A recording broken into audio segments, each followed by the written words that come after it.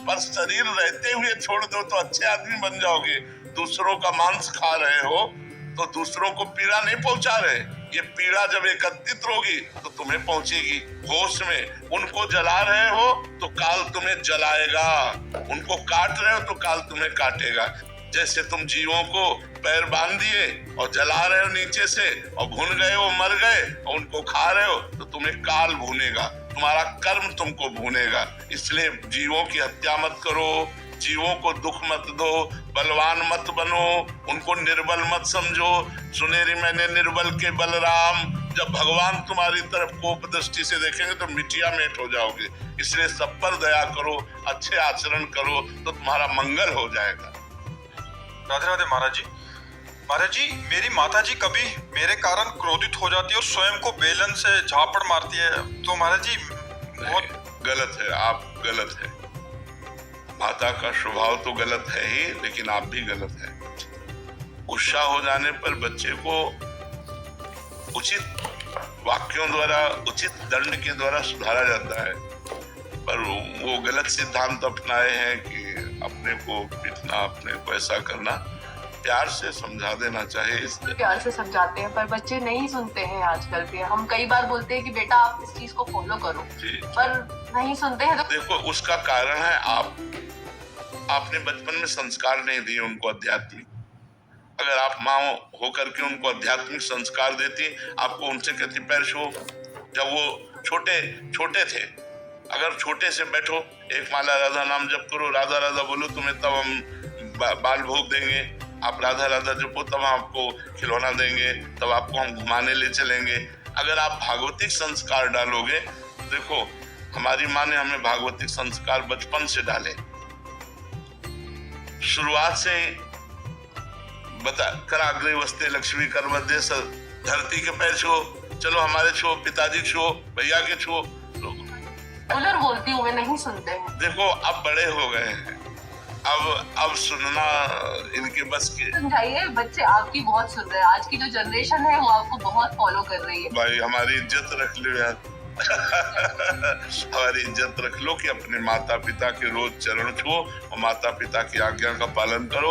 और आपको चाहिए कि आप इनकी माता जी हैं, आपको चाहिए कि इस तरह का व्यवहार ना करें। माता जी अब बच्चों को मार भी नहीं सकते हैं, तो वे अपने आप को हाथ नहीं, ऐसा उचित नहीं है। नहीं सुनते हैं महाराज। हाँ, अगर वो नहीं सुनते तो भगवान से प्रार्थना कीजिए कि उनको सद्बुद्धि दे और नाम जप कीजिए और इनको दीजिए। जी बिल्कुल सिखा रही हूँ। नाम जप कीजिए और इनको दीजिए कि भगवान मैं 1000 नाम जप करके अपने बालक को देती हूँ, उसकी बुद्धि शुद्ध हो। इस तरह के व्यवहार से, जैसे क्रोध का व्यवहार आप करते हैं ना, इस तरह के व्यवहार से माहौल बिगड़ जाएगा। नहीं महाराज जी, मैं नहीं चाहती हूँ करना, मैं बिल्कुल नहीं चाहती हूँ। मैं अभी आपके पास 3 साल से आ रही हूँ, मैंने अपने आप को बहुत शांत किया है इन बच्चों के लिए ही। मैं देखो वो कह रहा है आ जाऊंगा, मुझे दिक्कत नहीं बब्बा को। हाँ, वो ये कह रहे हैं। देखो वो कह रहा है कि मुझे दर्द होता है अगर मैं इनको मारती हूँ तो। हाँ, तो तुम्हें जब मारती हो अपने को तो इसको दर्द होता है। तो हमें लगता है दोनों को दर्द ना हो, ऐसा करो, तुम ऐसा करो, अपनी माँ के चरण छू करके आज से नियम लो कि हम माँ के विरुद्ध आचरण नहीं करें, ठीक है? और हमारी इज्जत रख लो। कह रहे हैं आज के 9 लड़के आपकी बात मानते, तो हमारी बात मान जाओ यार, हमारी बात मान जाओ तो तुम्हारी दोस्ती हो जाएगी, ठीक है? दोस्ती मंजूर है तो माता के रोज पैर छूना और जब जो कहे उसे मानने की कोशिश करो। गलत वो कहेगी नहीं, माँ है, वो आपकी उन्नति चाहेगी। जिसमें उसको लग रहा है कि हमारा बालक पतित हो सकता है, उस बात को रोकेगी। वो वही चाहेगी जिसमें आप प्रकाशित हो, समाज में उन्नतशील हो, आप सुखी रहे। हमें लगता है कोई माँ ऐसा नहीं चाहती हमारा बालक गिरे, गंदे मार्ग में जाए या वो दुख पावे, समझ रहे ना? तो अपने माता पिता की बात माननी चाहिए, चाहे बच्ची हो चाहे बच्चा हो, और माता पिता को सुख देना चाहिए। हमें एक बात तुम्हारी अच्छी लगी कि माँ अपने को मारती है तो तुम्हें दुख होता है, इसका मतलब तुम्हें माँ से प्यार है। अगर प्यार ना होता तो अपने को पीटती, हमें तो नहीं पीटती, हम निकल जाए, लेकिन तुम्हें दुख होता है, बहुत अच्छी बात है। अब ऐसे आचरण करो कि माँ अपने को ना पीटे।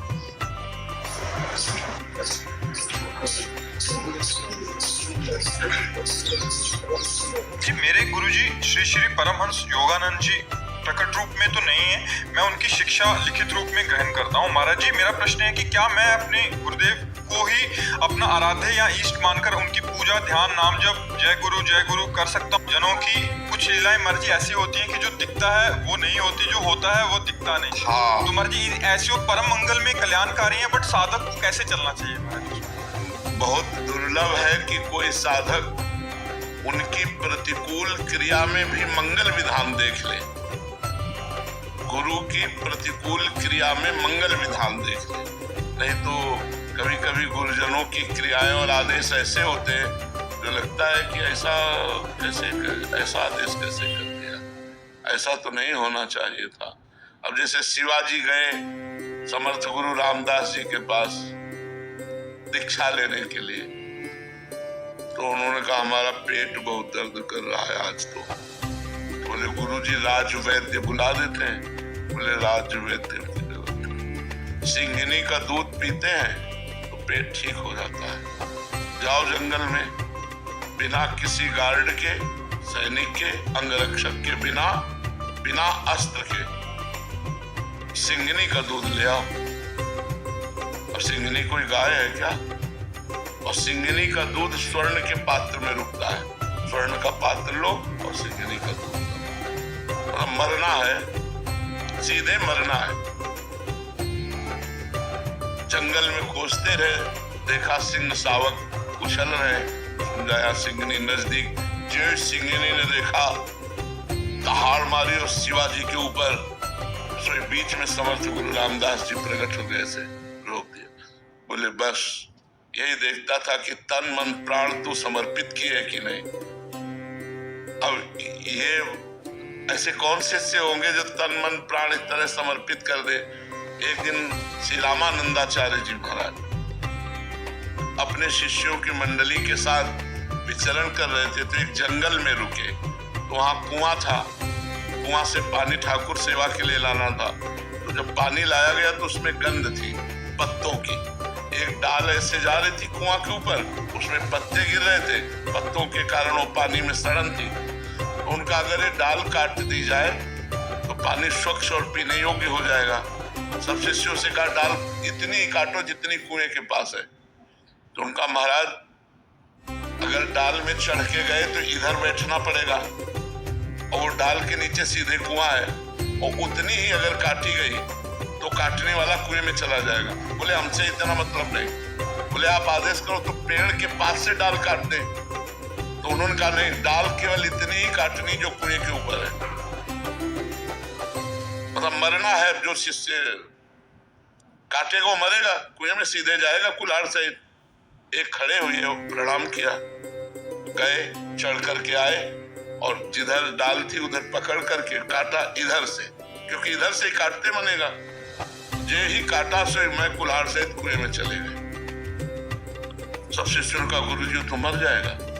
बोले हमारा काम था कुएं से डाल हटानी, अब वो कट गई है, तुम डाल निकालो, लेकिन थोड़ी देर रुक जाओ। बोले गुरुजी थोड़ी देर रुक जाएंगे तो मर जाएगा। बोले नहीं, थोड़ी देर रुक जाओ। अब सब शांत बैठे। थोड़ी देर में नमो नमः जय हो की आवाज आने लगी, और देखा भगवान के पार्षद उन शिष्य को ऊपर छोड़ गए। वो गुरुजी के चरणों में प्रणाम किया। बोले कहो क्या हाल चाल है? बोले गुरुजी जे ही कुएं में गिरे, जे भगवान राम जी के पार्षद आए, हमें साकेत धाम ले गए और वहां दर्शन कराया सिया राम जी के, और ये प्रसाद दिया है आपको। अब सब शिष्य लालायित हो गए।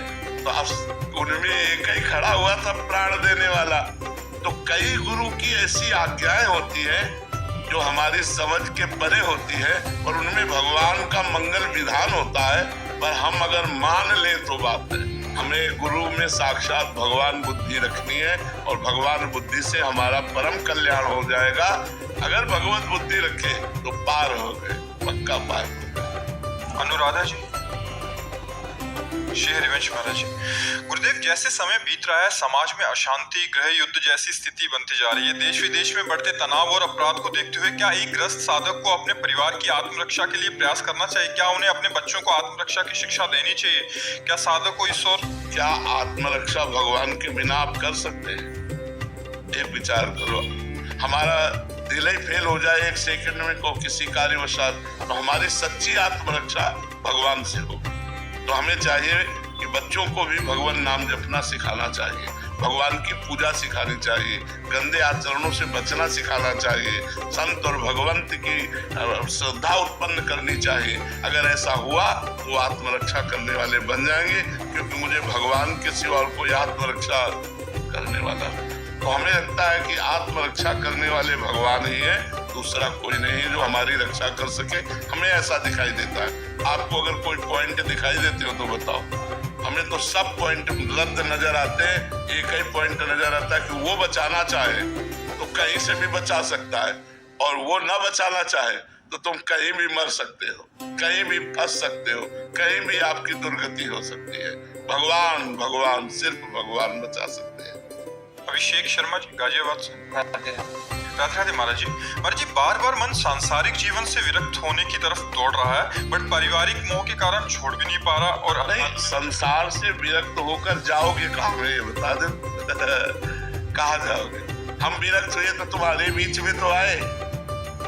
भागना कहीं नहीं है, अपने कर्मों का सुधार कर लेना है, कहीं भाग के नहीं जाना। आज समय नहीं है कि आप विरक्त होकर घूम सको, मार डाले जाओगे। कहाँ एकांत, हमें जगह बता दो। एकांत कहाँ है? कहाँ कंदमूल फल है? एक बेर भी लेना तो पैसा है, कहाँ पानी है? नदियों का पी नहीं सकते, कुआं रह नहीं गया, हैंड पैप सूख गए, पानी कहाँ पियोगे? तो कर्म करना पड़ेगा सबको। भगवान आए तब कर्म किए, तो हम लोग तो मनुष्य हैं, तो हमें चाहिए गंदे आचरणों से वैराग्य हो। हम गंदा काम नहीं करेंगे, ईमानदारी से अपने कर्तव्य कर्म को करें और भगवान का नाम जप करें। बहुत बड़ी बात है। आज भागने का समय नहीं रहेगा।